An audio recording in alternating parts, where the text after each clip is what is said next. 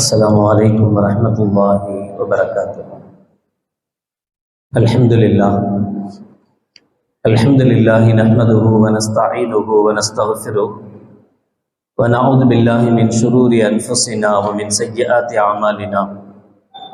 من يهده الله فلا مضل له ومن يضلل فلا هادي له. ونشهد أن لا إله إلا الله وحده لا شريك له ونشهد أن سيدنا ومولانا محمدا عبده ورسوله. اللهم صل على سيدنا مولانا محمد طب القلوب ودوائها وعافية الأبدان وشفائها ونور الأبصار وضيائها وعلى آله وصحبه وسلم. أما بعد فقد قال الله تعالى في القرآن العظيم الفرقان المجيد: أعوذ بالله من الشيطان الرجيم. بسم الله الرحمن الرحيم.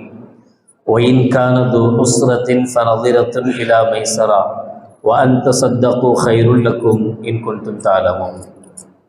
قال النبي صلى الله عليه وسلم: ما من مسلم يقرض مسلما قرضا مرتين إلا كان كصدقتها مرة، أو كما قال عليه الصلاة والسلام. صدق الله العظيم وصدق رسوله النبي الكريم. سبحانك لا علم لنا إلا ما علمتنا إنك أنت العليم الحكيم. رب اشرح لي صدري ويسر لي أمري واحلل عقدة من لساني يفقهوا قولي. إن أريد إلا الإصلاح ما استطعت وما توفيقي إلا بالله. புகழ் அனைத்தும் அல்லாஹ் ஒருவனுக்கு உரித்தாகட்டுமாக. சலாத் என்னும் கருணையும் சலாம் என்னும் ஈடேற்றமும் ஈருலக சர்தார் எம்பெருமானார் ரசூலே கரீம் ஸல்லல்லாஹு அலைஹி வஸல்லம் அவர்கள் மீதும் அவர்களுடைய அடிச்சுவடுகளை கடுகளவும் பிசகாது வாழ்ந்து வந்த உத்தம சத்திய சஹாபாக்கள், தாபிஈன்கள், தபா தாபிஈன்கள், நபிமார்கள், வலிமார்கள், ஷஹீதுகள் மற்றும் நம் அனைவர்கள் மீதும் ஏனைய இஸ்லாமியர்கள் மீதும் என்றென்றும் நிலவட்டுமாக. ஆமீன். பேரன்பிற்கும் பெருமதிப்பிற்கும் உரிய பெரியோர்களே, அல்லாஹ்வின் நல்லடியார்களே, அல்லாஹ் ஜல்ல ஷானஹு வ தஆலாவின் பெரும் கிருபையினால் புனித ரமலான் மாதத்தை அடைந்து 4ஆம் நாள் தராவீகை நிறைவு செய்து வந்திருக்கிறோம். அல்ஹம்துலில்லாஹ். இதுவரை உடல் ஆரோக்கியத்தை தந்து அமல் செய்ய வாய்ப்பளித்த அல்லாஹ் ஜல்ல ஷானஹு வ தஆலா மீதமுண்டான நாட்களிலும் முழுமையான ஆரோக்கியத்தோடு முழுமையாக ரமலானை அடைந்து அதில் நல்லமல்கள் செய்த நல்லவர்கள் கூட்டத்தில் அல்லாஹ் நம் அனைவர்களையும் சேர்த்தல் புரிவானாக. ஆமீன். இன்றைய தலைப்பு: கடன் அன்பை முறிக்குமா? பொதுவாக எல்லா கடைகளிலும் இருக்கிற ஸ்டிக்கர் கடன் அன்பை முறிக்கும். பல சந்தர்ப்பங்களிலேயும் இஸ்லாம் ஒரு கருத்து கொண்டிருக்க உலகம் வேறொரு கருத்து கொண்டிருக்கும். இஸ்லாம் ஒன்றை சரி என்று சொல்கிற போது உலகம் அதை தவறு என்று சொல்லும். ஒருவன் திருடுகிறான், அவனுடைய திருட்டின் அளவை கணித்து அவனுடைய ஒரு கை வெட்டப்பட வேண்டும் என்று சொல்கிற போது உலகம் அதை எதிர்க்கிறது, அதை தீவிரம் என்று சொல்கிறது, அதை தீவிரவாதம் என்று பேசுகிறது. ஆனால் ஒருவன் தன் பணத்தை இழக்கிற போது அது கொஞ்சம் காசாக இருந்தாலும் அவனெல்லாம் நிற்க விட்டு சுடணும்யா அப்படின்னு சொல்கிறான். தனக்கு வந்தால் ஒன்று, இன்னொருத்தனுக்கு வந்தால் அது கஷ்டமாக தெரியறது இல்லை. ஆனால் இஸ்லாம் எல்லோருக்கும் பொதுவாக என்ன சட்டமோ அதை சொல்லும். அது மாதிரி தான் இந்த விஷயத்திலையும் இஸ்லாமிய பார்வையில் கடன் அன்பை வளர்க்கும். கடன் கொடுக்கறதுனால அன்பு அதிகமாகும்னு சொல்லுது. கடன் கொடுக்கறதுனால அன்பு வளரும் என்று சொல்கிறது. கடன் கொடுக்கறதுனால அன்பு முறியும்னு சொல்லலை, ஆனால் யதார்த்தத்தில் முறியுது. கடன் கொடுத்தவங்களுக்கு தெரியுது. கொடுத்தவங்க திரும்ப அதை வாங்குறதுக்குள்ள படுற பாடு அல்லாஹ் அக்பர், போதும் போதும்னு ஆயிப்போகுது. ஏன்டா இவனுக்கு கடன் கொடுத்தோம் அப்படின்னு நினைக்கிற அளவுக்கு ஆயிப்போது. ரொம்ப கஷ்டப்படுறாங்க. கடன் அன்பை முறிக்குதா அப்படின்னா யதார்த்தத்தில் முறிக்குது, ஆனால் முறிக்கக்கூடாது. அப்போ அதுக்கு என்ன செய்யணும்? கடன் சம்பந்தமாக மார்க்கம் தருகிற நடைமுறை என்ன? குர்ஆனிலேயே மிக பெரிய ஆயத்து, குர்ஆனில் இருக்கக்கூடிய ஆயத்துகளிலே 6666 ஆயத்துகளிலேயே ஒரு பெரிய ஆயத்து அப்படின்னு சொன்னா சூரத்துல் பக்கரா 2வது அத்தியாயத்தில் இருக்கிற 282வது ஆயத். அந்த பெரிய ஆயத்தில் அல்லாஹ் என்ன சொல்றான்னா, எப்படி கடன் கொடுக்கணும், எப்படி கடன் வாங்கணும், கடன் கொடுத்தா என்ன செய்யணும்னு சொல்றான். பெரிய ஆயத்தே எதுக்காக தான் அல்லாஹ் யூஸ் பண்ணியிருக்கான்? எப்படி தொழணும், எப்படி ஜக்காத் கொடுக்கணும், அதுக்கு இல்லை. எதுக்கு? எப்படி கடன் கொடுக்கணும், கடன் கொடுத்தா என்ன செய்யணும். யா அய்யுஹல்லதீன ஆமனூ இதா ததாயன்தும் பிதைனின் இலா அஜலின் முஸம்மன் ஃபக்துபூ. முதல்ல சொல்ற விஷயம் அதுதான். நீங்க கடன் கொடுக்கணும்னு முடிவெடுத்துட்டா முதல்ல அதை எழுதி வாங்குங்க, எழுதுங்க.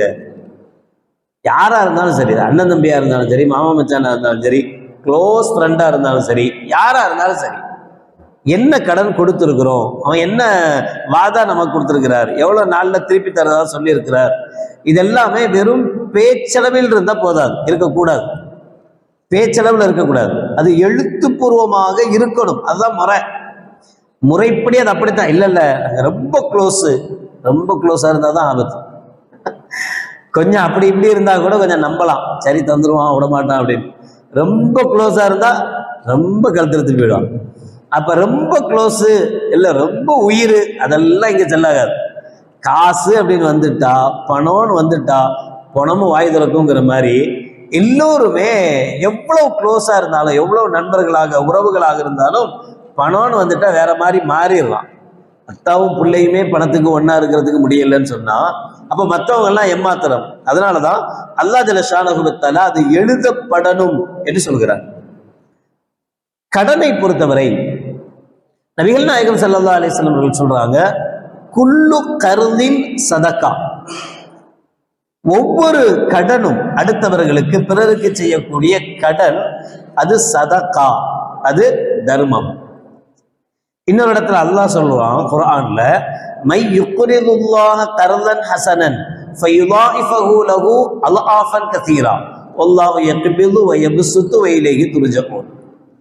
அல்லாஹ்வுக்கு அழகிய கடன் தருபவர்கள் யார்? மை யுக்ரிதுல்லாஹ கர்தன் ஹஸனன், அல்லாஹ்வுக்கு அழகிய கடன் தருபவர் யார்? அப்படி கொடுத்தா அல்லாஹ் அதை பல மடங்காக திருப்பி தருவான். கடன் அப்படின்னா எவ்வளவு வாங்குறோமோ அதை அப்படியே திருப்பி கொடுத்தாதான் கடன். எவ்வளவு வாங்கணுமோ அதை விட அதிகமா கொடுத்தா அதுக்கு பேர் வட்டி. கடன் இல்லை, அது வட்டி. வட்டி கூடாது. ஆனா அல்லாஹ் சொல்றான், நான் வட்டி தர்றேன், என்கிட்ட கூடும், அல்லாஹ்ட்ட மட்டும் கூடும், நான் தர்றேன், பன்மடங்காக பெருக்கி தர்றேன். இதை சொல்லிட்டு அல்லாஹ் சொல்றான், வல்லாஹு யக்பிது வ யப்சுத்து. அல்லாஹ் யாருக்கு நாடுகிறானோ அவர்களுக்கு பொருளாதாரத்தை சுருக்கிடுறான். அல்லாஹ் யாருக்கு நாடுகிறானோ அவர்களுக்கு பொருளாதாரத்தை விரித்து கொடுக்கிறான். வல்லாஹு யக்பிது வ யப்சுத்து. அதெல்லாம் நம்ம திறமையில் கட்டுப்பட்டது அல்ல.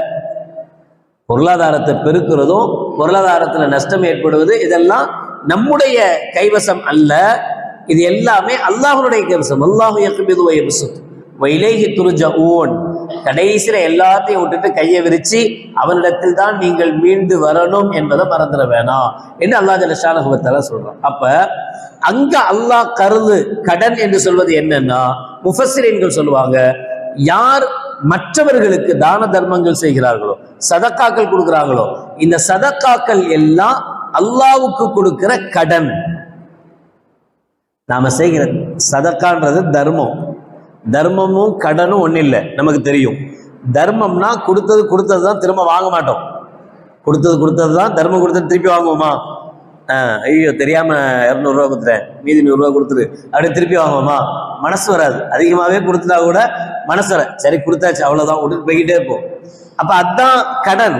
கடனை பொறுத்தவரை கொடுத்தா திரும்ப வாங்கணும். அதுக்கு அளவு இருக்கும். இத்தனை நாள்ல, இத்தனை மாசத்துல, இவ்வளவு நாள்ல நான் இதை திரும்ப தருவேன் என்கிற விஷயம் இருக்கும்.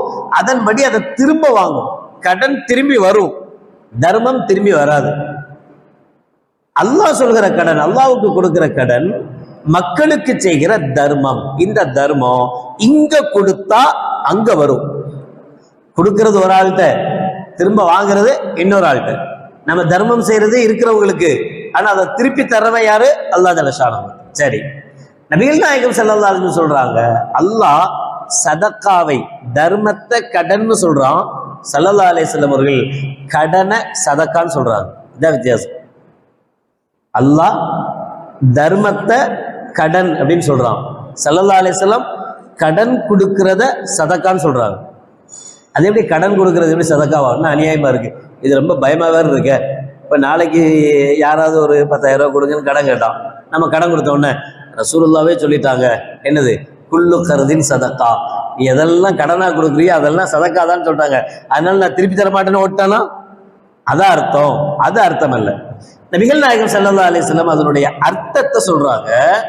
புரைதா ரலியல்லாஹு தஆலா சமீஅத்து ரசூலுல்லாஹி ஸல்லல்லாஹு அலைஹி வஸல்லம் மனின் வர முஃஸிரன் ஃபலஹு பிகுல்லி யௌமின் மிஸ்லஹு சதகா. எப்ப அது சதகாவுடைய அந்தஸ்துக்கு போகுது, தர்மத்தை மாதிரி மாறுது அப்படின்னா, ஒருத்தருக்கு கடன் கொடுத்தார்.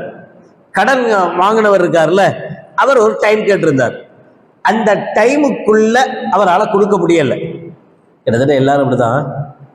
கடனை கரெக்டா கொடுக்குறவங்க மாஷா அல்லாஹ் வலியுள்ளதான். உங்களுக்கு தெரியாதா வியாபாரம் எப்படி இருக்குன்னு? கொஞ்சம் கூட யோசனையே இல்லாம கடனை கேட்குறீங்களே. அது கொடுத்தவர் அசிங்கப்பட்டு தலை குனிஞ்சு நிற்கணும், வாங்கினவர் தில்லா பேசுவார். எப்படி இருக்கு மார்க்கெட்டு? இப்போ போய் கடன் வேணும் அப்படின்னு திருப்பி கேட்குறேன். கொஞ்சமாவது உங்களுக்கு மனசாட்சி இருக்கா? இப்போ போய் நீங்க தானங்க சொன்னீங்க மார்ச்சில் தந்துடுறேன். சொன்னேன், உங்களுக்கு அறிவு வேணாம்.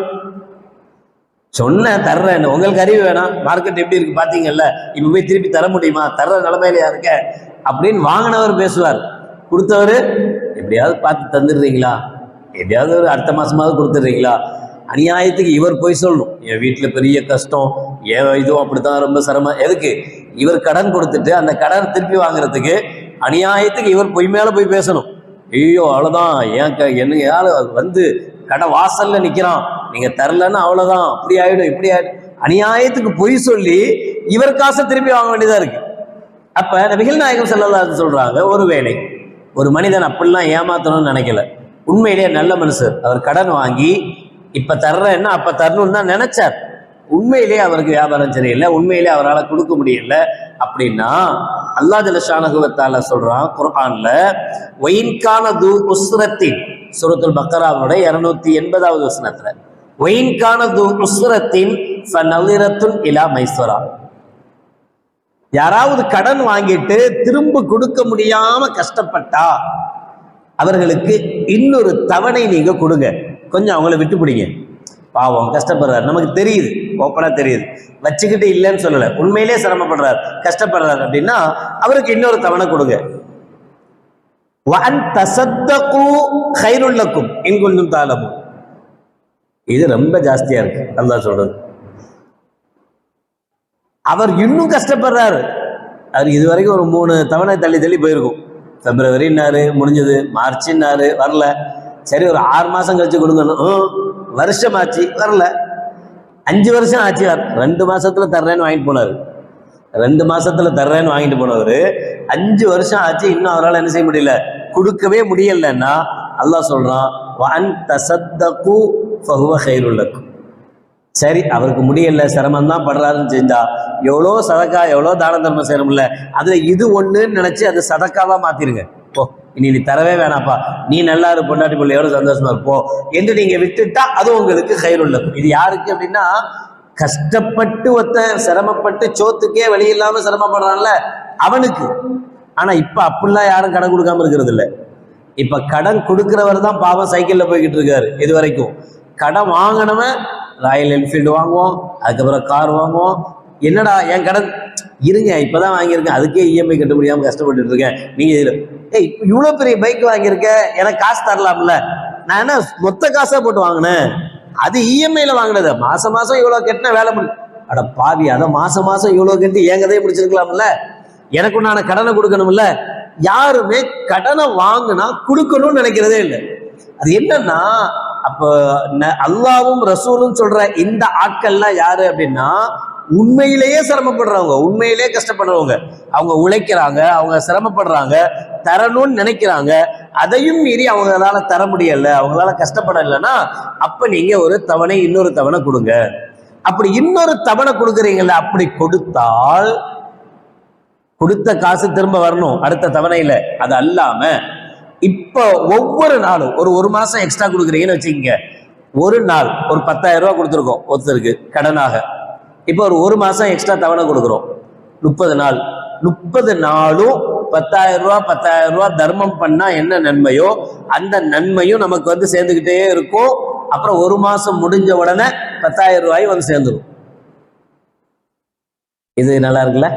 இப்படி யாராச்சும் வட்டி கொடுப்பானா? அல்லாஹ் தான் கொடுக்குறான். கொடுத்ததே 10,000 ரூபா தான்.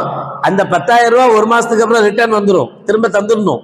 ஆனா ஒரு மாசம் எக்ஸ்டெண்ட் பண்ணதுனால ஒவ்வொரு நாளும் 10,000 ரூபாய் தர்மம் பண்ணா என்ன நன்மையோ அந்த நன்மையும் கிடைச்சிக்கிட்டே இருக்கும். கடைசியில் ஒரு மாசம் முடிஞ்ச உடனே அப்புறம் என்ன கிடைக்கும்? 10,000 ரூபாயும் கிடைச்சிடும்.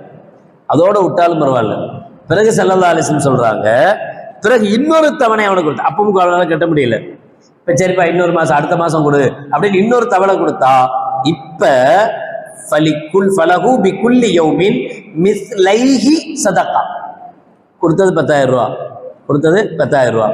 பிப்ரவரி லாஸ்ட் வரைக்கும் தரல, அடுத்த தவணை கொடுத்தோம். மார்ச் வரைக்கும் தரல, சரி ஏப்ரல் லாஸ்ட்ல கொடுன்னு சொல்லிட்டோம். 2வது தவணை கொடுக்குறோம், 3வது தவணை. 3வது தவணை கொடுக்கும்போது என்ன ஆகும்னா, இந்த ஏப்ரல் லாஸ்ட்ல 10,000 ரூபாய் திருப்பி தரணும். பிளஸ் இந்த ஏப்ரல் 1 ஏப்ரல் 30 வரைக்கும் உண்டான இந்த காலத்துல ஒரு நாளைக்கு 20,000 ரூபாய் தர்மம் பண்ணா என்ன நன்மை கிடைக்குமோ அந்த நன்மை கிடைக்கும். கேட்கறதுக்கு நல்லா தான் இருக்கு, கொடுக்கணும்னு ஆசையாகவும் இருக்குல்ல.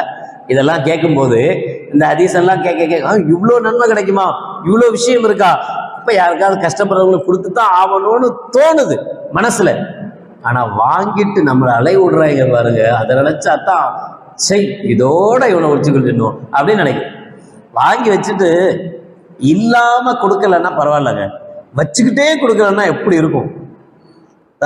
நான் இந்த தலைப்பை கூட ஃபேஸ்புக்கில் போடும்போது ஒருத்தர் கமெண்ட் பண்ணியிருந்தார், கடன் அன்பை முறிக்குமா அப்படின்னு கேட்டதுக்கு, கடன் நாடு கடத்தும். கடன் என்ன செய்யுமா? அன்பை முறிக்கிறது மட்டும் இல்லை, கடன் நாடு விட்டு நாடு ஓட வச்சிரும். வாங்கிட்டு எல்லாம் கம்பெனிட்டு போய்கிட்டே இருப்பான், எங்கேயும் போய் ஆளை பிடிக்க முடியாது. சரி அவன் கஷ்டப்படுறவனா சிரமப்படுறவனா? உலக கோடீஸ்வரன்ல முக்கியமானவன் அவன் தான். அவனால தான் கொடுக்க முடியலன்னு சொல்றான். அவனுக்கு தான் மேலும் மேலும் அரசாங்கம் கொடுக்கும். இது கடனும் அல்ல, இது கொடுக்கறதுக்கு பேரு முக்சிர். இவன் கஷ்டப்படுறவனும் அல்ல, இவனுக்கு கொடுக்கறதுனால இவனுக்கு விட்டு கொடுக்கறதுனால நன்மை கிடையாது. கண்டிப்பாக கழுத்தை பிடிச்சி திருப்பி வாங்கிடும். அது மாதிரி ஆளை சும்மா விடக்கூடாது. கஷ்டப்படுறவனை விடும்போது இது எந்த அளவுக்கு மாறுகிறது, அடுத்தடுத்து கிடைக்குது என்று நபிகள் நாயகம் ஸல்லல்லாஹு அலைஹி சொன்னாங்க. அல்லாஹ்வும் குர்ஆன்ல அப்படி நாம தவணை கொடுக்கும் போது அதனால் உள்ள பலனை சொல்றான். இதை மீறி இன்னொரு ஹதீஸ்ல ஸல்லல்லாஹு அலைஹி சொன்னாங்க, மனின் லர முஸ்ஸிரன் அவ் வலஅ அன்ஹு அலல்லஹுல்லாஹு ஃபீ தில்லிஹி. அல்லாஹு அக்பர். ஒரு சிரமப்படுறவனுக்கு நான் கடன் கொடுத்துருந்தோம், அவனால் கொடுக்க முடியல, நாம இன்னொரு தவணை கொடுத்தால் அல்லது அந்த கடனை பரவாயில்ல எனக்கு நீ தர வேணாம் அப்படின்னு நம்ம ஃபுல்லா விட்டு கொடுத்துட்டா, அந்த கடனை நாம விட்டு கொடுத்துட்டா, அலல்லஹுல்லாஹு ஃபீ தில்லிஹி, நாளை மறுமையில மஹ்ஷர் மைதானத்துல சூரியன் பனைமரத்தினுடைய உச்சிக்கு இறங்கி எல்லாரும் தங்களுடைய வியர்வையினால் குளித்து கொண்டிருக்கிற நேரத்துல நிழலே இல்லாத அந்த மைதானத்துல அல்லாஹ்வுடைய அர்ஷுடைய நிழல் மட்டும் இருக்கும். அந்த நிழல்ல அல்லாஹ் ஜல்லஷானஹு வ தஆலா யார் கடனை தள்ளுபடி பண்ணாரோ அவருக்கு அல்லாஹ் நிழல் கொடுப்பான் என்று ஸல்லல்லாஹு அலைஹி வஸல்லம் சொல்றாங்க. டபுளா கிடைக்குது, ட்ரிபிளா கிடைக்குது நன்மை, அதெல்லாம் தாண்டி என்னவே கிடைக்குது? நிழலே இல்லாத அந்த நாள்ல அல்லாஹ்வுடைய அர்ஷுடைய நிழல் யாருக்கு கிடைக்குது? யார் ஒரு சிரமப்படுகிற கடனாளிக்கு, கஷ்டப்படுகிற கடனாளிக்கு அல்லாஹ் அவன் விட்டு கொடுக்கிறானோ அல்லது அதை ஃபுல்லா வேணான்னு சொல்லி மறுத்துறானோ அவனுக்கு அல்லாஹ் ஜல்லஷானஹு வ தஆலா நாளை மறுமையில அந்த நிழலை தருகிறான். ஸல்லல்லாஹு அலைஹி வஸல்லம் சொன்னாங்க, நான் மேராஜுக்கு போனப்ப சொர்க்கத்தினுடைய வாசல்ல ஒரு வாசகம் எழுதப்பட்டதை பார்த்தேன். அஸ்ஸதகத்து பி அஷ்ரி அம்சாலிஹா வல் கர்து 80 அஷர். ஸல்லல்லாஹு சொல்றாரு, ஒரு இடத்துல ஒரு போர்டு போட்டு வச்சிருப்பாங்களா, அவங்க இல்லம் இவங்க இல்லம் அப்படி இப்படி ஸ்டிக்கர் ஓட்டி இருப்போம்ல, அது மாதிரி சொர்க்கத்தினுடைய வாசல்ல இந்த வாசகம் இருந்தது. அஸ்ஸதகத்து பி அஷ்ரி அம்சாலிஹா, தர்மம் 10 மடங்காக பெருகும். ஒன்று கொடுத்தா 10 கிடைக்கும். வல் கர்து சமானீன அஷர், ஆனா கடன் 18 மடங்காக உயரும் அப்படின்னு ஒரு வாசகம் இருந்தது. அப்ப நான் ஜிப்ரைல் அலைஹிஸ்ஸலாத்துல கேட்டேன், யா ஜிப்ரைல் மா பாலுல் கர்ல் அஃதலு மின ஸதகா, என்ன இதை பார்த்தா தர்மம் செய்யறதை விட கடன் கொடுக்கறது தான் சிறப்பு. தர்மம் கொடுத்தா திரும்பி வராது, கடன் கொடுத்தா திரும்பி வருது. அப்ப எதுதான் பெஸ்ட்? சதக்கா தான் பெஸ்ட். ஏன்னா கொடுத்துட்டோம், அவ்வளவுதான், முடிஞ்சு போச்சு. அது அடுத்தவனுக்கு சொந்தமா மாறி போச்சு. கடன் அப்படி அல்ல, கொடுத்தோம், கொஞ்ச நாளைக்கு அப்புறம் திரும்ப வாங்கிக்கிறோம். அப்ப எதுதான் உண்மையிலேயே சிறப்பா இருக்கணும்? தர்மம் தான் சிறப்பா இருக்கணும் கடனை விட. ஆனா இங்க பார்த்தா சதக்காவை விட கருது இந்த கடன் கொடுப்பதுதான் சிறந்ததுன்னு இருக்கு. இதுக்கு என்ன காரணம்னு நான் ஜிப்ரைல்கிட்ட கேட்டேன். அதுக்கு ஜிப்ரைல் அலைஹிஸ்ஸலாம் சொன்னாங்க, லி அன்ன சாயில யஸ்அலு வ இந்தஹு, ஒரு ஏழை, ஒரு மிஸ்கீன், ஒரு யாசகம் செய்யக்கூடியவன் என்ன செய்வான்னா அவன்கிட்ட இருந்தாலும் யாசகம் கேட்பான். சில பேர் அப்படி பழகிடுவாங்க, கேட்டு கேட்டு கேட்டு கேட்டு பழகிட்டாங்கன்னா அப்புறம் அல்ஹம்துலில்லாஹ் அவங்களுக்கு எல்லாம் திருப்தியான ஒரு நிலைமையை கொண்டு வந்துடுவாங்கல்ல. நிலைமையை கொண்டு வந்த பிறகாவது கேட்காம இருக்கணுமா இல்லையா? பழகிடுச்சு, என்னது பழகிடுச்சுன்னு சொல்லுவாங்க. அது அது அப்படித்தான் கடைசி வரைக்கும் செய்யணும்னு தோணாது. ஏன் அப்படின்னா அப்படி வாங்கி வாங்கி வாங்கி வாங்கி பழகின கை, வாங்கி வாங்கி பழகினது, கொடுக்கணும்னு தோணாது. ஜிப்ரைல் சொல்கிற வார்த்தை, ஒரு சாயில், ஒரு யாசகன், யஸ்அலு வ இந்தஹு, அவன்கிட்ட அவனுக்கு தேவையான பொருள் இருந்தாலும் யாசகம் கேட்பான். நெக்ஸ்ட் டைம் வச்சுக்கலான்னு, நாளைக்கு வச்சுக்கலாம், நாளைக்கு கழிச்சு வச்சுக்கலாம் அப்படின்னு கேட்பான். ஆனா அவள் முஸ்தக்ரில் லா யஸ்தக்ரிது இல்லா மின் ஹாஜத்தின், ஒரு கடனாளி எப்ப கடன் கேட்பான் அப்படின்னா அவனுக்கு தேவைப்படும் போதுதான் கடன் கேட்பான், தேவை இல்லாம கடன் கேட்க மாட்டான். இதுதான் உண்மையான கடனாளிக்கு அடையாளம். இப்ப இருக்கிற கடனாளி எல்லாம் அப்படி இல்லை. ஆமா, நல்லா இருந்தாலும் கடன் கேட்கிறாங்க, எந்த கஷ்டமும் இல்லை, நிம்மதியா சொந்த வீடு, சொந்த கார் எல்லாமே இருக்கு, ஆனா நல்லா இருக்காங்க. இன்னும் சொல்ல போனா யார் கடன் கேட்கறாங்கன்னா நல்லா இருக்கிறவங்க தான் கேட்கறாங்க. கஷ்டப்படுறவங்க கூட கடன் கேட்கறது இல்லை, பயப்படுறான். கடனை வாங்கினா திருப்பி கொடுக்கணுமே, திரும்ப அடைக்கணுமே அப்படின்னு பயப்படுறாங்க. யார் ரொம்ப யோசிக்காம கடன் வாங்குறாங்க அப்படின்னா யார் ரொம்ப நல்லா இருக்கிறாங்களோ அவங்க தான் அதிகமா கடன் வாங்குறாங்க. யார் ஐடி ஃபீல்ட்ல லட்ச லட்சமா சம்பாதிக்கிறாங்களோ அவங்க தான் இஎம்ஐ மாசமா தான் கட்டும். ஒரு இஎம்ஐ 2 இஎம்ஐ கிடையாது, 10 இஎம்ஐ இருக்கும். 10 முடிஞ்ச உடனே அடுத்து வந்தோடனே இன்னும் 10 வந்துடும். இஎம்ஐ இல்லாத காலமே இருக்காது. சம்பாதிக்க ஆரம்பிச்ச காலத்துல இருந்து மொத்தா போற வரைக்கும் இஎம்ஐ தான். இஎம்ஐலேயே மொத்தா போயிடறான், இஎம்ஐ கெட்டி கெட்டியே மொத்தா போயிடறான். இது வாழ்க்கைக்கு அழகே அல்ல, இது அல்ல. அப்ப ஜிப்ரைல் அலைஹிஸ்ஸலாமே சொல்றாங்க, ஒரு முஸ்தக்ரிர், ஒரு கடன் கேட்கக்கூடியவன் எப்ப கடன் கேட்பான் அப்படின்னா அவனுக்கு தேவை ஏற்படும் போதுதான் கடன் கேட்பான். அதனால கருது என்பது, கடன் கொடுப்பது அல்லாஹ்விடத்தில் சிறப்பானது, அல்லாஹ்விடத்தில் அதிக நன்மை தரக்கூடியது, எதை விட? சதக்கா செய்வதை விட. இந்த ஹதீஸினுடைய விளக்கத்துல முஹத்திஸீன்கள் எழுதுவாங்க,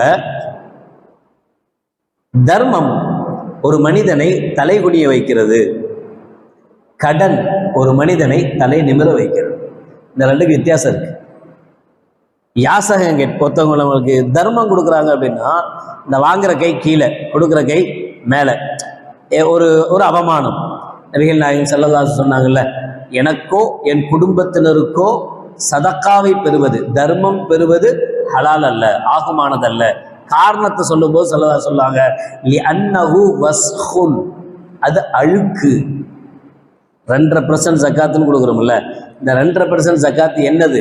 அது அழுக்கு. எதனுடைய அழுக்கு? இந்த 97.5% சொத்தினுடைய அழுக்கு தான் 2.5%. அந்த 2.5% தான் கொடுக்குறோம். நல்லா இருக்கிறவன்லாம் வாங்கணும்னு தான் நினைக்கிறான் ஜக்காத்தை, யாருமே வாங்கக்கூடாதுன்னு நினைக்க மாட்டேங்கிறான். அல்லாஹ் பாதுகாக்கு. இது ஒரு வஸ்ஹு, இது ஒரு அழுக்கு.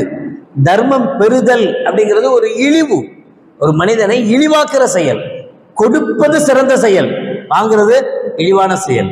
ஆனா ஒரு கருந்து, ஒரு கடன் அப்படி அல்ல. நான் வாங்குறேன், எதுக்கு வாங்குறேன்? திருப்பி தந்துருவேன், நான் ஒன்றும் வாங்கிட்டே இருந்து பறிச்சுட்டு போறதுக்கு வாங்கல. அப்ப இந்த கடனை வாங்கி ஒருத்தர் தலை நிமிர்றான், ஒருத்தர் அடுத்தவன்கிட்ட போய் கையேந்தாமல் இருப்பதற்கு கடன் அவனுக்கு உதவுது. கடன் வாங்குறதுனால யாசகம் பெறுவதிலிருந்து அவன் தப்பிக்கிறான். இவனுக்கு கடன் கிடைச்சிச்சுன்னு சொன்னா யாசகம் கேட்க போக மாட்டான். இவனுக்கு கடன் கிடைக்கலன்னா தான் எங்க போய் நிற்க வேண்டிய சூழல் வருது, யாசகத்துக்கு போய் நிற்க வேண்டிய சூழல் வருது. அழகிய கடன் ஆரம்பிச்சுட்டு இருக்கவங்கள இப்ப அழகிய கடன் இல்லாத நிலைமையில தான் ஒருத்தன் கடன் கேட்கும் போது எங்க போற நிற்கிறான், வட்டி கடைக்கு போய் நிற்க வேண்டிய அவசியம் வருது, ஃபைனான்ஸை போய் பார்க்க வேண்டிய அவசியம் வருது. எப்ப ஹலாலான வழியில அவனுக்கு கடன் கிடைக்கிறது இல்லை, ஹலாலான முறையில் அவனுக்கு கடன் கிடைக்கிறது அப்படின்ற ஒரு நிலைமை வரும்போது இந்த பிரச்சனை வருது. இப்ப இதுல இந்த கடன்ல வியாபாரிகள் அதிகமா இருக்கீங்க. ரொம்ப முக்கியமா யோசிக்க வேண்டிய விஷயம் என்னன்னா, பொதுவா இந்த இன்றைய காலகட்டத்தில் பணத்தை சேர்க்கிறதோ அல்லது பணத்தை பேங்க்ல வைக்கிறதோ இதெல்லாம் சிரமமான காரியம் தெரியுது. அதனால கைமாத்துறது தான் பெஸ்ட்டு. பணத்தை பணமாக கொடுத்து பணமாக வாங்குறது பெஸ்ட்டு. அதை நம்ம செய்வோம். இதில் சிலர் என்ன செய்கிறாங்க, மொத்தமாக தனக்கு காசு வேணும். நான் ஒருத்தர் ஜவுளி கடை வச்சிருக்கிறார், அவருக்கு ஒரு சீசன் டைம் இருக்கு. அந்த சீசன் டைம்ல அவருக்கு மொத்தமாக பணம் வேணும். பணம் இருந்தால் தான் அவர் சரக்கு போட்டு நல்லபடியாக வியாபாரம் பண்ண முடியும். இது அவருடைய கோல். இப்போ இதுக்கு என்ன செய்யறாருன்னா, மாசம் மாசம் இவர் ஒரு அமௌண்ட்டை எடுத்து வச்சா கூட இவரால் எடுத்து வைக்க முடியறது இல்லை. 2 மாசம் சேர்த்து வைப்பார், 3வது மாசம் மொத்தமாக போயிடும், ஏதாவது ஒரு செலவுக்குன்னு வந்துடும். அதனால என்ன செய்யறாங்க அப்படின்னா, பொதுவா தெரிஞ்சவங்க ஒரு 10 பேரோ 20 பேரோ 30 பேரோ சேர்ந்துக்கிறாங்க. சேர்ந்து இவங்களுக்குள்ள சீட்டு போடுறது அப்படின்ற பேர்ல மாசம் 5000 ரூபாய் 10,000 ரூபாய் தகுதிக்கு தகுந்த மாதிரி 50,000 ரூபாய் சீட் போடுறவங்களும் இருப்பாங்க. மாசம் கட்டுறவங்க. இப்போ அது 5 லட்சம் ரூபாயோ 10 லட்சம் ரூபாயோ வரும். இப்படி அவங்களுக்கு தகுந்த மாதிரி ஒரு லெவல் போடுறாங்க. இப்போ இது ஒரு 10 பேர் சேர்றாங்கன்னு வச்சுக்கோமே, ஆளுக்கு ஒரு 1000 ரூபாய் போடுறாங்கன்னா 10,000 ரூபாய் ஆச்சா, இதோட ஸ்டாப். இதை குழுக்கள் போடுறோம், குழுக்கள்ல ஒரு பேர் வருது, அவன் 10,000 ரூபாய் வாங்கிக்கிறான். திரும்ப மீதி இருக்கிற நாள்கள், மீதி இருக்கிற 8 மாசமும் அவன் 1000 ரூபாய் கொடுத்து இப்படி இருந்தா தப்பில்லை, பிரச்சனை இல்லை. இப்படி அல்ஹம்துலில்லாஹ் சில நல்லவங்க இருக்காங்க, தங்களுக்குள்ள ஒருத்தவங்க இன்னொருத்தவங்க உதவணுன்ற அடிப்படையில நண்பர்களாக இணைஞ்சு 10 பேரோ 20 பேரோ சேர்ந்து தங்களுக்குள்ள இதை சீட் போடுறாங்க. இந்த சீட்ல எந்த லாபமும் கிடையாது, நஷ்டமும் கிடையாது. ஒரே நோக்கம், பணத்தை சேர்த்து மொத்தமா கிடைக்கும், அவ்வளவுதான். ஒவ்வொரு மாசம் ஒவ்வொருத்தருக்கு அந்த மொத்தமான அமௌண்ட் கிடைக்கும். இதுல விட்டு கொடுக்கலாம், எனக்கு இந்த மாசம் வந்துச்சு, எனக்கு தேவையில்லை, ஒருத்தருக்கு இன்னொருத்தர் அவசியமா இருக்கு, நீ எடுத்துக்க அப்படின்னு சொல்றோம். இந்த சீட்டு என்ன சீட்டு அப்படின்னா, ஏற்றத்தாழ்வு இல்லாம நாம 1 லட்சம் ரூபாய் கட்டினா 1 லட்சம் ரூபாய் தான் நமக்கு வரும். லேட்டா எடுத்தாலும் 1 லட்சம் ரூபாய் தான் வரும், சீக்கிரமா எடுத்தாலும் 1 லட்சம் ரூபாய் தான் வரும். எப்ப வாங்கினாலும் எப்ப இல்லாம போனாலும் நாம என்ன அமௌண்ட் கட்டுறோமோ அதுதான் வரும். அப்ப நீங்க கேட்கலாம், இதுல அந்த சீட்டு போடுறாருல, அவருக்கு என்ன வேலை வெட்டி இல்லாமையா போடுறாரு? அவருக்கு நன்மை கிடைக்கும். அவருக்கு என்ன கிடைக்கும்? நன்மை கிடைக்கும். அவருக்கு எது கிடைக்காது, இதுல இருந்து ஒரு லாபமோ இதுல இருந்து ஒரு பெர்சன்டேஜோ அவருக்கு வராது, வரக்கூடாது. வராம இருந்தா தப்பில்லை, இது ஜாயிஸ், இது பிரச்சனை இல்லை. இதை தாண்டி இன்னொரு சீட் போடுறாங்க. எல்லாரும் அதிகமான பேர் இருக்கிறாங்க. சமீபமா அந்த கேள்விகள் எனக்கு அதிகமா வந்துச்சு. பொதுவாக நமக்கு தெரியறது இல்லைல்ல, நம்ம இதுலலாம் இல்லைன்றதுனால வரும்போதுதான் ஓஹோ இப்படி இருக்கா அப்படின்னு தெரிய வருது. அது என்ன சீட்டு அப்படின்னா, சாதாரணமாக உங்களுக்கு தெரிஞ்சிருக்கும், 10 பேர் 20 பேர் சேர்ந்து போடுறாங்க. போட்டா யார் முன்னாடி இருக்கிறானோ அவனுக்கு கம்மியான அமௌண்ட் கிடைக்கும். யார் லாஸ்ட் வரைக்கும் எடுக்காம கடைசியா எடுக்கிறாரோ அவருக்கு அதிகமான அமௌண்ட் கிடைக்கும். 10 பேர் சேர்றாங்க, 1000 ரூபாய் போடுறாங்க, 10,000 ரூபாய் 10 மாசத்துக்கு அப்படின்னு போடுறாங்கன்னு வச்சுக்குவோம். இந்த 10 மாசமும் யார் சுத்தமா எடுக்காம இருக்கிறாரோ அவனுக்கு 11வது மாசத்துல 11,000 ரூபாயா கொடுத்துடுறது, 1000 ரூபாய் எக்ஸ்ட்ரா. ஃபர்ஸ்ட் முதல்ல எடுக்கிறாருல அவருக்கு 2,000 ரூபாய் கம்மி, 8,000 ரூபாய் தான் கையில கொடுப்பாங்க. ஆனா இவர் 10 மாசத்துக்கு 1000 ரூபாய் கட்டணும். கட்டும் போது 10,000 ரூபாய் கட்டணும். ஆனா வாங்குறது இவர் முதல் சீட் எடுக்கிறதுனால இவருக்கு என்ன கிடைக்கும்? கம்மியான அமௌண்ட் தான் கிடைக்கும். யார் லாஸ்ட் சீட் எடுக்கிறாரோ அவருக்கு அதிகமான அமௌண்ட் கிடைக்கும். சின்ன விஷயம்தான். அதாவது ஏற்றத்தாழ்வுகள் இருக்கும். நாம ஒரு அமௌண்ட் கட்டுவோம், அந்த அமௌண்ட்டே நமக்கு வராது. முன்னாடி எடுத்தா கம்மியா வரும், லாஸ்ட்ல எடுத்தா அதிகமா வரும். இந்த சீட்டு ஹராம். இதுக்கு பேர் தான் வட்டி. இதுதான் கூடாது. சர்வசாதாரணம் இன்னைக்கு ரொம்ப பேர் நல்ல இபாதத்தில் உள்ளவங்க கூட வேற வழி இல்லைங்க, இல்லைன்னா அதை சேர்க்க முடியல, இல்லைன்னா அதை கைவிட்டு போயிட்டு என்ன காரணம் சொன்னாலும் சரி, அதுக்கு ஏதாவது நல்ல காரியத்தை நல்ல விஷயத்தை யோசிக்கலாமே தவிர எந்த காரணமும் சொல்லி ஒரு தவற சரி பண்ண முடியாது, இதை சரியாக்க முடியாது. இதையும் தாண்டி சீட்டெல்லாம் இருக்கு, அதெல்லாம் அந்த பக்கமே நம்ம போக வேணாம். இதுவே நம்ம தப்புன்னு சொன்ன பின்னாடி அதெல்லாம் நீங்க புரிஞ்சுக்குவீங்க, அதெல்லாம் எப்படிப்பட்டது, எவ்வளவு மோசமானதுன்றது. அப்ப அது தவறான, அப்படி இருக்கக்கூடாது. இந்த கருதுக்கு, கடனுக்கு அல்லாஹ் இவ்வளவு முக்கியத்துவம் கொடுத்து, மார்க்க இவ்வளவு முக்கியத்துவம் கொடுத்து, யார் கடன் கொடுக்குறாங்களோ அவங்களுக்கு இவ்வளவு சிறப்பு, இவ்வளவு நன்மை அப்படின்னு அள்ளி கொடுக்கறதுக்கு என்ன காரணம் தெரியுமா? ஒரே ஒரு முக்கியமான காரணம், அடுத்தவனும் நல்லா இருக்கணும்னு இவன் நினைக்கிறான். இந்த நினைப்பு இருக்கிறதுக்கு பேர் தான் கடன். எனக்கு லாபம் வரணும் அது அல்ல. இன்னைக்கு நான் 10 ரூபா கொடுத்தா நாளைக்கு எனக்கு 15 ரூபா கிடைக்கும், 12 ரூபா கிடைக்கும், 14 ரூபா கிடைக்கும். இதுக்கு பேர் கடன் அல்ல. இது வியாபாரம். இது நான் முதலீடு பண்றேன்னு அர்த்தம். கடன் முதலீடா இருக்கக்கூடாது. கடன் அடுத்தவனுக்கு உதவுகிற விஷயமா இருக்கணும். நாம் அவருக்கு கொடுத்தோம், அவர் திரும்ப 10 மாசம் கழிச்சு, 1 வருஷம் கழிச்சு அதே அமௌண்ட் அப்படியே திருப்பி கொடுத்தார். இப்ப எனக்கு என்ன லாபம்? 1 லட்ச ரூபா கொடுத்துட்டு 1 வருஷம் கழிச்சு அதே 1 லட்ச ரூபாய் திருப்பி வாங்குறேன். இந்த 1 லட்ச ரூபாய் என் கையில இருந்திருந்தா இந்நேரத்துக்கு அது 2 லட்ச ரூபாயா 3 லட்சம் எப்படினாலும் மாத்திருக்கலாம். எவ்வளவு வியாபாரம் பண்ணிருக்கலாம், வியாபாரத்துல எவ்வளவு கிடைச்சிருக்கும். ஆனா அதெல்லாம் விட்டுட்டு இன்னொருத்த நல்லா இருக்கணும், என்ன மாதிரி அவனும் சம்பாதிக்கணும், என்ன மாதிரி அவனும் கஷ்டப்படக்கூடாது அப்படிங்கிறதுக்காக ஒருத்தன்ட்ட 1 வருட காலம் கொடுத்து வச்சு விட்டு வைக்கிறோம் இல்ல, அதனாலதான் இதுக்கு அதிகமான நன்மைகள் கிடைக்குது. சதக்காவை விட அதிகமான நன்மைகள் இந்த இதுக்கு கிடைக்குது. அப்ப கொடுக்கறத அதிகமாக மார்க்கம் வலியுறுத்துது. கடன் கொடுக்கணும், கடன் கொடுக்காம இருக்கக்கூடாது, சக்தியை மீறி கொடுக்க கூடாது. சக்திக்கு மீறி கொடுக்கவும் கூடாது, சக்திக்கு மீறி வாங்கவும் கூடாது. ரெண்டுமே தப்பு. கடன் கொடுக்கும் போது நம்முடைய சக்தியை மீறி கொடுக்க கூடாது. நமக்கு ஒரு லெவல் இருக்குல்ல, நமக்குன்னு இவ்வளவு கொடுத்தோம், ஒருவேளை சுத்தமா போயிட்டான், தராமே போயிட்டான், ஒரேடியா போயிடுச்சு, திரும்பவே வரல, அதை ஏற்றுக்கொள்கிற மனப்பக்குவம் இருக்கணும். நம்மளுடைய வசதியை மீறி, நம்மளுடைய கையை மீறி ஒரு கடன் போகக்கூடாது. அதே மாதிரிதான் கடன் வாங்குறது. கடன் வாங்கும் போதும் எவ்வளவு நமக்கு முடியுமோ, நமக்கு தெரியுமா நம்ம மாசம் இவ்வளவு சம்பாதிக்கிறோம், இவ்வளவு சம்பாதிக்கிறத வீட்டுக்கு இவ்வளவு போகுது, இதுக்கு இவ்வளவு செலவாகுது, எவ்வளவு மிச்சம் பண்ண முடியும், இவ்வளவு மிச்சம் பண்ண முடிஞ்சா 1 வருஷத்துல இவ்வளவு மிச்சம் பண்ணலாம், ஒருவேளை லாபம் அந்த டைம்ல அதிகமா வந்தா என்னால இவ்வளவு கொடுக்க முடியும்னு ஒரு கால்குலேட் நமக்கு இருக்கு. இதை தாண்டி அம்பானி மட்டும் அவ்வளவு வாங்குறாரு, அதானி மட்டும் எவ்வளவு வாங்குறாரு, குடிசையில் இருக்கிறவன் யோசிக்கலாமா? யார் யாருக்கு எவ்வளவு முடியுமோ அந்த அளவுக்கு தான் கடன் இருக்கணும். அதை மீறி கடன் வாங்கும் போது என்ன ஆகும் அப்படின்னா, கெட்ட முடியாத, அடைக்க முடியாத சூழல்கள் ஏற்படும். அடைக்க முடியாத சூழல்கள் வரும்போது எப்படி கடன் கொடுக்கிறது பன்மடங்கான நன்மையை தருதோ, அதே மாதிரி கடன் கொடுக்காம போயிடுறது பன்மடங்கான தீமையை தரும். நபிகள் நாயகம் ஸல்லல்லாஹு அலைஹி வஸல்லம் அவங்கள்ட்ட மஸ்ஜித் நபவிக்கு ஒரு ஜனாசா வருது. ஸல்லல்லாஹு அலைஹி வஸல்லம் ஜனாசா வந்த உடனே ரசூலுல்லாஹ் கேட்குறாங்க, இவருக்கு கடன் இருக்கா? இல்லைன்னு சொன்னாங்க.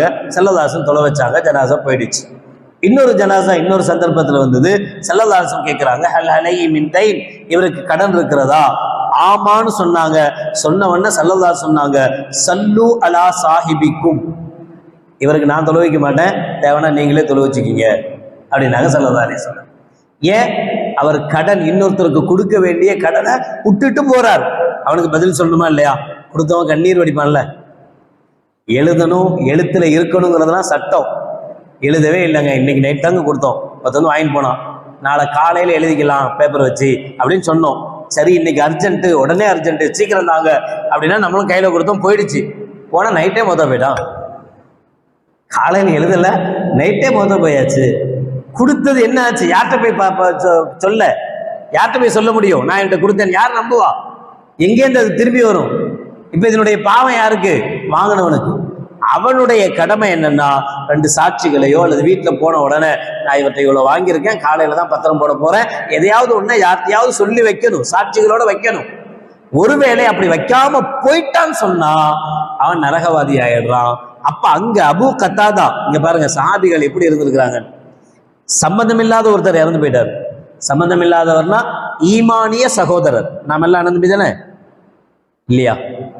சொத்துல பங்கெல்லாம் கேட்க மாட்டேன், விடாதீங்க. அண்ணனோ தம்பியோ ஏத்துக்குவீங்கல்ல? நாம எல்லாம் இஸ்லாமிய அடிப்படையில் அண்ணன் தம்பிங்க, எல்லாருமே அண்ணன் தம்பி தான், உறவுகள் தான், யாருமே யாரோ இல்லை.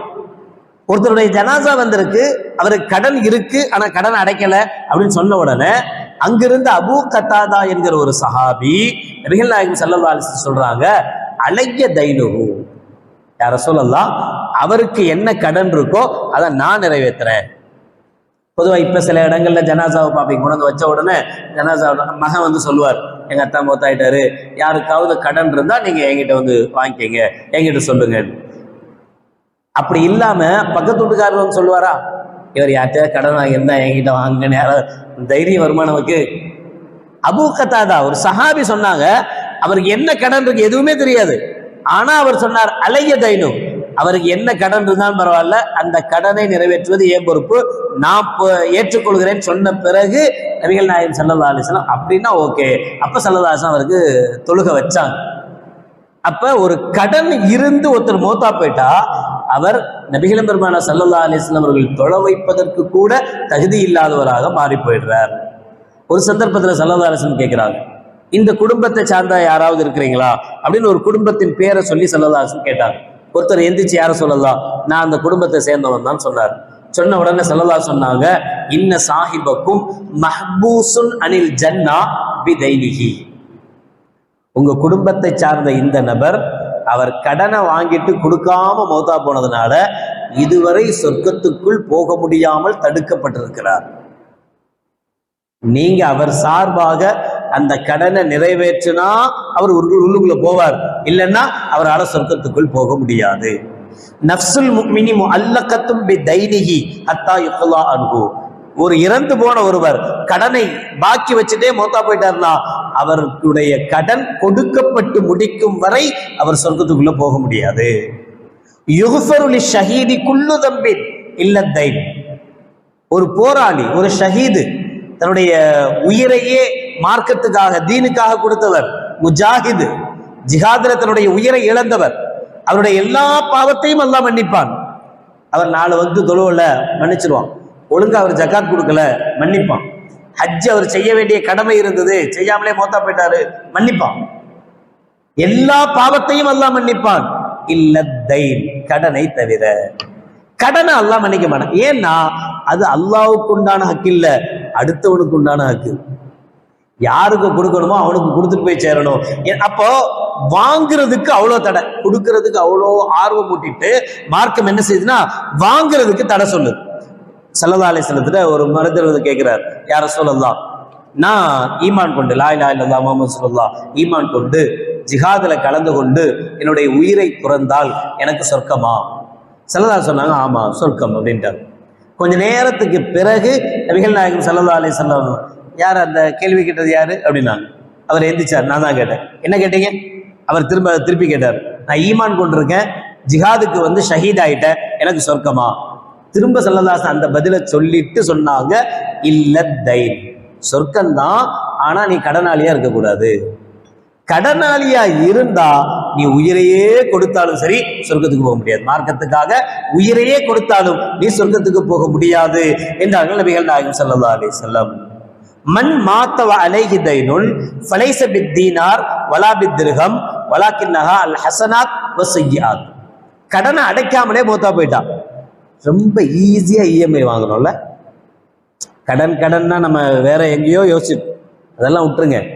இந்த காலத்துல சாதாரணமா எல்லாரும் வாங்குற கடனுங்கிறது இஎம்ஐ. ஒரு காலேஜ் படிக்கிற பையன் கூட செல்போன் இஎம்ஐல வாங்கிடலாம்.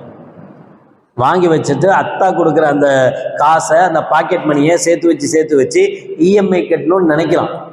எப்ப நம்ம பிள்ளைங்களை சின்ன வயசுல இருந்தே வாங்க கத்து கொடுத்துட்றோம். இதுல வேற பெருமையா சொல்லிக்குவார் அத்தா, என் பையனை ரொம்ப ஸ்ட்ரிக்டா வளர்க்குறேன், நான் காசெல்லாம் கொடுக்க மாட்டேனே, அவனே கட்டட்டும்னு விட்டுருவேன். கடனை வாங்கி கட்டுறது அவனே கட்டணும்னு விடுறதா? இது பழக்கிறது இல்லையா? இஎம்ஐ எந்த அளவுக்கு பழகி போச்சுன்னா, இஎம்ஐ இல்லைன்னு சொன்னா நம்மள ஒரு மாதிரியா பாக்குறாங்க. பழக்க தெரியாத ஆளா இருக்கிற இந்த ஆளு. இஎம்ஐ இல்லையா? மொத்தம் ஒரு பொருளை வச்சுட்டு நான் அவனுக்கு தர்றேன், நான் எவ்வளவு கொடுக்கணும்? மாசம் 1 ரூபா கொடுன்றான். திடீர்னு தீபாவளி ஆஃபர், அந்த ஆஃபர் போட்டு 1 ரூபா கொடுத்தா போதுங்கிறான், 10 ரூபா கொடுத்தா போதுங்கிறான், 100 ரூபா கொடுத்தா போதும். என்னன்னா 1 ரூபா கொடுத்துட்டு பொருளை தூக்கிட்டு போயிடுங்கிறான். இன்னொருத்தன் காசே கொடுக்க வேணாம், நீ பொருளுக்கு தூக்கிட்டு போ, ஃபர்ஸ்ட் இஎம்ஐயே கிடையாது உனக்கு, முதல் மாசம் ஒண்ணுமே கட்ட வேணாம், அனுபவி, 2வது மாசத்துல இருந்து மொத்தமா சேர்த்து வாங்கிக்கிறேன் போ அப்படிங்கிறான். இஎம்ஐ இல்லாததே இல்லை. எந்த தைரியத்துல இஎம்ஐ வாங்குறோம்? இஎம்ஐ வாங்கினா என்ன அர்த்தம்? மாசம் கட்டணும்னு தானே அர்த்தம். இந்த மாசம் கட்டிட்டோம், அடுத்த மாசம் உயிர் வாழ்வோமா? உயிர் இருக்குமா? எந்த அடிப்படையில் இஎம்ஐ வாங்கணும்? நான் அடுத்த மாசம் இருந்தா தானே கட்ட முடியும். 10 மாசம் நான் உனக்கு கட்டுறேன். 10 மாசம் நீ உயிரோடு இருப்பியா? 10 மாசம் நமக்கு உண்டான இதெல்லாம் கரெக்டா வருமா? 10 மாசம் நாம இப்படியே இருப்போமா? 10 மாசம் இதே சம்பாத்தியம் இருக்குமா? 10 மாசம் இந்த ஆபீஸ்லயே இருப்போமா? திடீர்னு தூக்கிடுறாங்க ஆபீஸ்ல, திடீர்னு இடத்துல தூக்கிடுறாங்க. அதுக்கப்புறம் அந்த இஎம்ஐ கட்டுறதுக்குள்ள அவன் படுற பாடு, அவன் படுற கஷ்டம். முதல் விஷயம் புரியணும், தகுதிக்கு மீறி அனுபவிக்கணும்னு நினைக்க கூடாது. இன்னைக்கு எல்லாத்துக்கும் இருக்கிற ஆசை என்ன அப்படின்னா, தகுதிக்கு மீறி அனுபவிக்கணும்னு நினைக்கிறாங்க. அவன் மட்டும் அந்த பைக்ல போறான், நான் மட்டும் என்ன? அவன்கிட்ட இருக்கு அந்த பைக்ல போறான், உங்ககிட்ட இல்ல. உனக்கு எதுல போகணுமோ அதுல போ. நீ ஏன் அவன் அளவுக்கு யோசிக்கிற? அவன் மட்டும் சொந்த வீடு வாங்கிட்டான், காசு இருக்கு, பணம் இருக்கு, சம்பாதிக்கலாம், கஷ்டப்படுறான், சொந்த வீடு வாங்கியிருக்கான். நீனும் கஷ்டப்படு, சம்பாதி, வாங்கு, இடத்த வாங்கு, கெட்டு, சொந்த வீடு வாங்கிக்க. எவனோ ஒருத்தன் சும்மா தரானா, வாங்கிட்டு மாசம் மாசம் கட்டிக்கிறேன். கெட்ட முடியாம அதுக்கப்புறம் சிரமப்பட்டு அவன் திடீர்னு மூத்தா போனா, அந்த குடும்பம் கஷ்டப்பட்டு, அவன் மனைவி மக்கள் கஷ்டப்பட்டு, அவங்க அண்ணன் தம்பி கஷ்டப்பட்டு, எல்லாரும் பிரச்சனையும் ஒருத்தனுடைய இஎம்ஐல வந்து நிக்குது. இப்ப மார்க்கத்தை பொறுத்தவரை, இஸ்லாத்தை பொறுத்தவரை, கடன் கொடுப்பதற்கு எந்த அளவுக்கு ஆர்வம் ஊட்டுதோ அதே அளவுக்கு பயங்கரமா கடன் கையை நீட்டி வாங்கிடாதேன்னு எச்சரிக்குது. தயவு செய்து கடன் வாங்காத, கடன் வாங்கணும்னு நினைக்காத. உயிர் போற நிலைமை, ரொம்ப கஷ்டம், முடியவே முடியல, இதுக்கு மேல என்னால கடன் வாங்காம இருக்க முடியாது அப்படின்னா உயிரை காப்பாத்துறதுக்காக கடன் வாங்கு. இதை நபிகள் நாயகம் ஸல்லல்லாஹு அலைஹி வஸல்லம் சொல்லுவாங்க. எந்த ஒரு மனிதன் கடன் வாங்கும் போது ரொம்ப கஷ்டத்துல இருக்கிறார், சிரமத்துல இருக்கிறார், கடன் வாங்குறார், கடன் வாங்கும் போது இன்ஷா அல்லாஹ் கண்டிப்பா நான் இதை திருப்பி கொடுத்துருவேன் என்கிற நிய்யத்தோடு வாங்கினால் அதை அடைக்கும் பொறுப்பை அல்லாஹ் எடுத்துக்கொள்கிறான். அப்படின்னு என்ன அர்த்தம்? அல்லாஹ் வந்து கொடுப்பான்னு அர்த்தமா? அவனுக்கு உண்டான வாய்ப்பை அல்லாஹ் ஏற்படுத்தி கொடுப்பான். ஒவ்வொரு மாசமும் அல்லது கரெக்டா இவன் என்ன சொன்னானோ அந்த தவணையில கொடுக்கறதுக்கு உண்டான வாய்ப்பை, அதுக்குண்டான வசதிகளை அல்லாஹ் ஏற்படுத்தி கொடுப்பான். இப்ப வாங்கும் போதே மொட்டடிக்கிற ஐடியாவோட தான் வாங்குறதே. வாங்கும் போதே செத்தா, வாங்கின அடுத்த செகண்ட் நம்ம கைக்கு வந்த உடனே யார் நீ, எந்த ஊர் உனக்கு அப்படின்னு கேட்க ஆரம்பிச்சிடறான். வாங்கினவன் பெரிய கெத்தாயிடுறான், கொடுத்தவன் பாவமா போயிடறான், நாயா அலைய வேண்டியதா இருக்கு கொடுத்தவன். அப்ப அந்த தெம்பு எங்கேருந்து வருது? யார் காசோ எவன் காசோ நம்ம கைக்கு வந்து நாம நல்லா இருக்க முடியுமா? நாம சந்தோஷமா இருக்க முடியுமா? அதனாலதான் மார்க்கம் கடனை பொறுத்தவரை மிக மோசமாக எச்சரிக்கை செய்கிறது. ஆனா கடன் கொடுப்பது அன்பை வளர்க்க, நமக்குள்ள அன்பை உருவாச்ச. நான் இவ்வளவு கஷ்டத்துல இருந்தேன், இவ்வளவு சிரமத்துல இருந்தேன், இவர் மட்டும் தரல, இந்த கடன் எனக்கு கிடைக்கலன்னா எப்படியோ போயிருப்பேன், என்னவோ ஆகியிருக்கும். எத்தனையோ இடங்கள்ல அல்லாஹ்வுடைய கிருபையில பைத்துல் மால்கள் மூலமாக, அழகிய கடன்கள் மூலமாக, ஜக்காத் காசை சேர்த்து வச்சு கடன் கொடுக்க கூடாது. இந்த ஜக்காத்தினுடைய கேள்வி பதில் அதெல்லாம் பேசுவோம் இன்ஷா அல்லாஹ். சில இடங்கள் அப்படி செய்யறாங்க, தப்பு. சில பைத்துல் மால்ல ஜக்காத் காசை வாங்கி சேர்த்து வச்சுக்கிறாங்க. சேர்த்து வச்சு மஹல்லாவாசிகளுக்கு கடன் கொடுக்கறது வாங்குறது, கடன் கொடுக்கறது வாங்குறது, இது ஹராம், தப்பு. இப்படி செய்யக்கூடாது. ஜக்காத் காசுங்கிறது நான் ஏற்கனவே சொன்ன மாதிரி நம்ம காசே இல்லை, அடுத்தவங்க காசு. அவங்களுக்கு போய் சேர்ந்துடணும், அவங்கள்ட்ட கொடுத்துடணும், அவ்வளவுதான், அதோட முடிஞ்சிச்சு. அதுக்கப்புறம் அதை பத்தி நம்ம கேள்வி கேட்கக்கூடாது, அது கொடுத்தது. கடன் அப்படிங்கிறது ஜக்காத் காசுல கொடுக்கக்கூடாது, சதக்காக்கள்ல. நாம யாராவது மஹல்லால உள்ள ஒரு 5 பேர் 1 லட்ச ரூபா போட்டு 5 லட்ச ரூபா மொத்தமா ஒரு பைத்துல் மால்ல வச்சு, யார் சிரமப்படுறாங்களோ, கஷ்டப்படுறவங்களுக்கு ரொம்ப சிரமமான நேரத்தில் அதை கொடுத்து திரும்ப வாங்கி, எத்தனையோ இடத்துல அல்ஹம்துலில்லாஹ் மிக மோசமா போய் கண்ட இடத்துல போய் விழுந்து வட்டிக்கு கஷ்டப்பட்டு அவன் வீட்டு வாசலுக்கு வந்து அசிங்கமா கேட்டு, இதிலிருந்து எத்தனையோ மக்களை, எத்தனையோ குடும்பங்களை இந்த கடன் கொடுக்கிற பைத்துல் மால்கள் காப்பாத்திருக்கு. அல்லாஹ்வுடைய பேர் கண்கூட பார்க்கணும். நேதாஜி நகர்ல, அயனாவரத்துல எல்லாம் பைத்துல் மால்கள். அந்த பைத்துல் மால்கள்னாலதான் அந்த மக்கள் கொஞ்சம் கண்ணியமாக, ஏழை மக்கள் நடுத்தரமானவங்க இருப்பாங்கல்ல, அவங்க கண்ணியமா வாழ்றதுக்கு அது ஒரு காரணமா இருக்கு. அதனாலதான் இவ்வளவு சிறப்புகள் அல்லாஹ் சொல்றார் கடனுக்கு. அப்ப கடன் கொடுக்கணும்னு நினைக்கிறது, கடன் கொடுக்கணும் அது நம்ம நினைக்க வேண்டியது, கடன் வாங்கணும் நம்ம நினைக்க கூடாது. நீங்க இஸ்லாத்தினுடைய நடைமுறைகள் பலது பாருங்க, இப்படித்தான் இருக்கும். நபிகள் நாயகம் ஸல்லல்லாஹு அலைஹி வஸல்லம் அவங்க அவைக்கு வர்றாங்க, வந்த உடனே எல்லாரும் எந்திக்கிறாங்க. எந்திரிச்ச உடனே நபிகள் நாயகம் ஸல்லல்லாஹு அலைஹி வஸல்லம் சொன்னாங்க, உட்காருங்க, யாரும் எனக்காக எந்திக்க வேணாம், நான் வர்றேன்னு சொல்லி எனக்கு மரியாதை கொடுக்கறதுக்காக நீங்க எந்திக்கிறீங்க, எனக்காக யாரும் எந்திக்க வேணாம், உட்காருங்க என்று ஸல்லல்லாஹு சொல்லிட்டாங்க. சரி. இன்னொரு சந்தர்ப்பத்துல நபிகள் நாயகம் ஸல்லல்லாஹு அலைஹி வஸல்லம் சஹாபாக்களோடு இருக்கிறாங்க. ஒரு கூட்டத்தினுடைய தலைவர் வர்றாரு, குதிரையில வர்றாரு. அவர் வந்து இறங்கி ரசூலுல்லாஹ்ட்ட நடந்து வரும்போது ஸல்லல்லாஹு இவங்களை பார்த்து கேட்கிறாங்க, உங்களுடைய தலைவர் வர்றாரு, உட்கார்ந்துருக்கீங்க, எந்திங்க. நான் அநியாயமா இருக்கு, நீங்க தானே எந்திக்க வேணாம், நீங்க வரும்போதே எந்திக்க வேணான்ட்டீங்க, அப்ப அவருக்கு போய் ஏன் எந்திக்கணும் அப்படின்னு கேட்பாம கேட்க மாட்டேன். ஸல்லல்லாஹு சொன்னாங்க, அவர் வர்ற தலைவர்ல அவர், ஆமா எந்திங்க, மரியாதை கொடுங்க, உட்கார்ந்துட்டு இருக்கீங்க, எந்திங்கன்னாங்க ஸல்லல்லாஹு. இது என்ன மெத்தட் தெரியுமா? நான் மரியாதை எதிர்பார்க்க கூடாது, ஆனா அடுத்தவனுக்கு நான் மரியாதை கொடுக்கணும். நான் அடுத்தவனுக்கு மரியாதை கொடுத்தா நமக்கு மரியாதை கிடைக்கும். ஆனா எதிர்பார்க்கலாமா? எதிர்பார்க்க கூடாது. கடன் கொடுக்கணும், ஆனா என்ன செய்யக்கூடாது? வாங்கக்கூடாது. கடன் வாங்குறதை விட்டும் தவிர்க்கணும். முடிஞ்ச அளவு கடன் வாங்காம இருக்கணும். ஆனா யார் நம்மளை நாடி வர்றாங்களோ அவங்கள வெறுங்கையா அனுப்பக்கூடாது. கடன் கொடுக்கக்கூடிய வாய்ப்புகள் அல்லாஹ் நமக்கு தந்திருந்தா நாம் அவங்களுக்காக கடன் கொடுக்கணும். கொடுக்கும் போது அது பன்மடங்காக அல்லாஹ் நம்முடைய வியாபாரங்கள் வளர்றதுக்கு, நம்முடைய வியாபாரத்துல பரக்கத்து ஏற்படுவதற்கு, நம்முடைய நோய் நொடிகள் அகழ்வதற்கு, எல்லாவற்றுக்கும் எப்படி சதக்கா காரணமா இருக்கோ, தர்மம் காரணமா இருக்கோ, அதை விட பன்மடங்கு நாம் கொடுக்கிற கடனும் காரணமாக இருக்கும். எனவே கடன் அன்பை வளர்க்கும் என்பதுதான் மார்க்கம் சொல்லித் தருகிற நடைமுறை. அல்லாஹ் ஜல்ல ஷானஹு வ தஆலா உலகில் வாழும் காலமெல்லாம் அல்லாஹ்விடத்தில் மட்டும் கையேந்தக்கூடியவர்களாக அல்லாஹ் நம் அனைவர்களையும் ஆக்கி அருள் புரிவானாக. ஆமீன். பிஸ்மில்லாஹிர் ரஹ்மானிர் ரஹீம். அல்ஹம்துலில்லாஹி ரப்பில் ஆலமீன். اللهم صل على سيدنا مولانا محمد وعلى آل سيدنا مولانا محمد وبارك وسلم عليه. ربنا ظلمنا أنفسنا وإن لم تغفر لنا وترحمنا لنكونن من الخاسرين. ربنا اغفر لنا ذنوبنا وإسرافنا في أمرنا وثبت أقدامنا وانصرنا على القوم الكافرين. اللهم تقبل منا صلاتنا وصيامنا وقيامنا وركوعنا وسجودنا وتخشعنا وتضرعنا وتمم تقصير أعمالنا وتجاوز عنا سيئاتنا وتوفنا مع الأبرار. اللهم ارحمنا برحمتك يا أرحم الراحمين. ربنا آتنا في الدنيا حسنة وفي الآخرة حسنة وقنا عذاب النار.